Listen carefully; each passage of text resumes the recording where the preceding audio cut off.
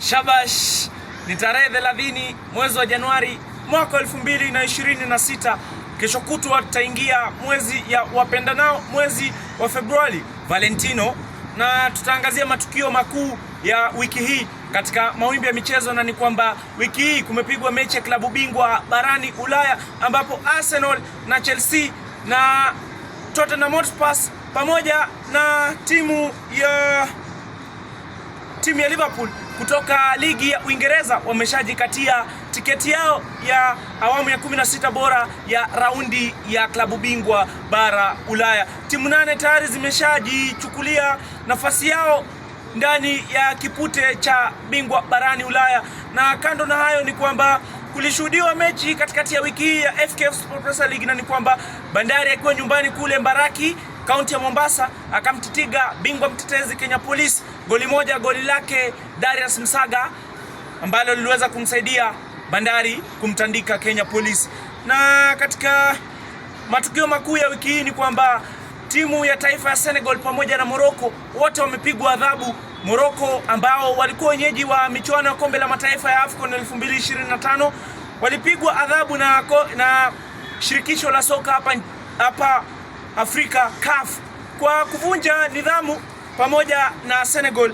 Na Senegal, mkufunzi wao ni Pape Thiaw, amepigwa marufuku ya mechi 5 pamoja na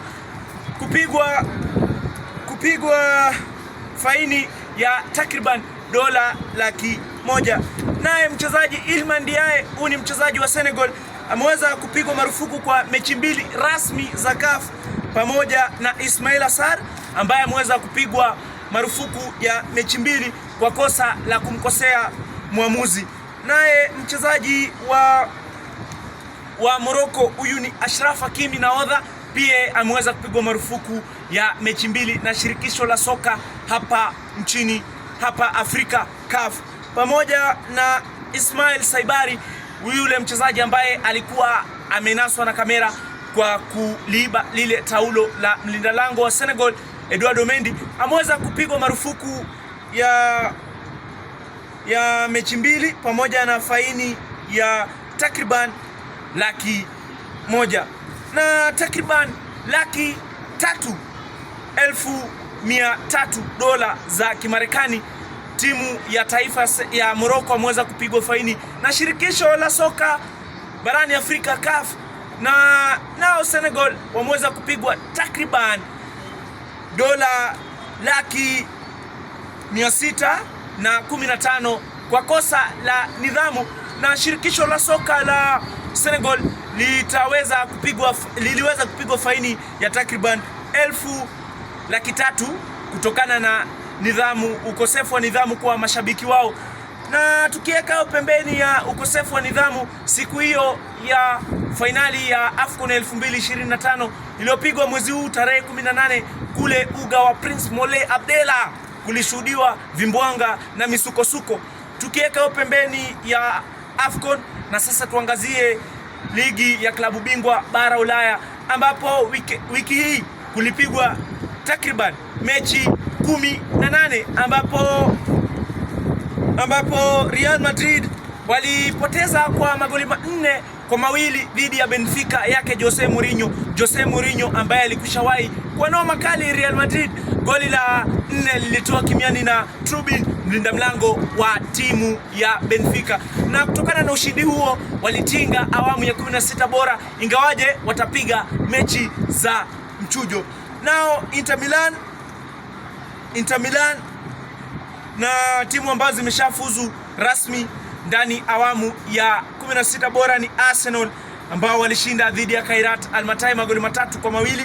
Bayern Munich, Liverpool ambao waliwakwangura Karabakh kwa magoli 6-0. Mchezaji Virgil van Dijk, yule nahodha wa klabu ya Liverpool, aliweza kuzalisha magoli 3, na hiyo haijawahi onekana. Amekuwa mchezaji wa kwanza kama mchezaji wa beki wa katikati kuzalisha magoli 3 ndani ya mechi za klabu bingwa bara Ulaya.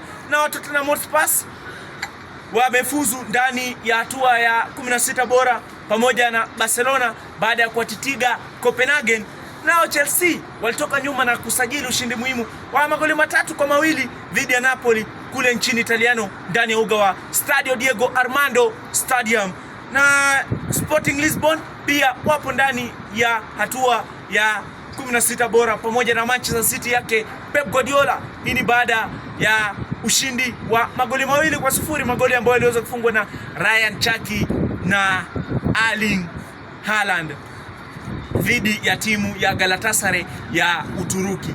Na timu ambazo zitapitia mchujo ni Real Madrid, Inter Milan, Paris Saint-Germain baada ya kutoka sare ya goli 1-1 dhidi ya Newcastle ya Uingereza. Newcastle, Juventus, Atletico Madrid ambao waliweza kupoteza kwenye mikono ya Bodo Glimt, Atalanta, Bayer Leverkusen, Borussia Dortmund, Olympiacos, Club Brugge, Galatasaray, AS Monaco ya Ufaransa, Karabag, Bodo Glimt ya Norway pamoja na Benfica. Hawa watapiga mechi ya mchujo ya kufuzu hatua ya 16 bora ya kombe la klabu bingwa bara Ulaya. Na draw hiyo itafanyika hii leo majira ya saa 8. Je, Real Madrid atapatana na nani katika mchujo huu? Naye mwana Juventus atapatana na klabu ipi?